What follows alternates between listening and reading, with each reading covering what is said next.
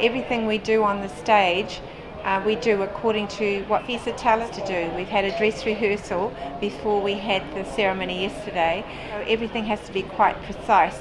I have 13 girls in total, and they are mostly coming from the Waikato RPC, so a lot of them are actually rowers themselves, and they're all friends, and so it's been really quite good because there's no scrapping. They just swap roles, and it's worked out very well. Air Training Corps was approached last year when they were starting to organise everything. We just asked as a uniformed organisation to come along, volunteer and help put up other flags, and the cadets love it. They think it's great. Well, I thought it'd be a good opportunity just to see what it's all about. It's not every day that the World Champs are in New Zealand, let alone half an hour up the road from you. It's been awesome.